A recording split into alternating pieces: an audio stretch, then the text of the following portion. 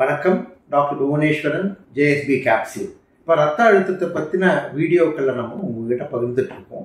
ஒவ்வொரு நிமிஷம் ஷார்ட்டாக பகிர்ந்துட்டுருக்கேன். இப்போது பிபினா என்ன, ஹை பிபினா என்ன, அதனால் என்னென்ன உறுப்புகள் பாதிக்கப்படும் அப்படிங்கிறத போன தடவை சொன்னேன். இப்போது இப்படி இருக்கும் பொழுது அந்த ரத்த அழுத்தத்தை எப்படி கண்டுபிடிப்பது? ரொம்ப சிம்பிள். என்னன்னா, நம்ம சாதாரணமாக இந்த கையில் கட்டி நம்ம பார்க்குறோம் இல்லையா, இந்த பிபி அப்பாரட்டஸ், அது தாராளமாக போதுமானது. ஆனால் என்னன்னா, ஒருவர் ரத்த அழுத்தத்தை பரிசோதனை செய்வதற்கு முன்னால் நம்பர் 1, அவர் காஃபி டீ அப்படிங்கிறது ஒரு அரை மணி நேரத்துக்கு முன்னால் சாப்பிட்டுக்கூடாது. 2, ஸ்மோக்கிங் பண்ணியிருக்கக்கூடாது. 3, அவருடைய வயிறு, அதாவது பிளாடர்னு சொல்கிற முடிய மூத்திரப்பையானது ஃபுல்லாக இருக்கக்கூடாது. 4, பதட்டமான நிலைமையில் இருக்கக்கூடாது.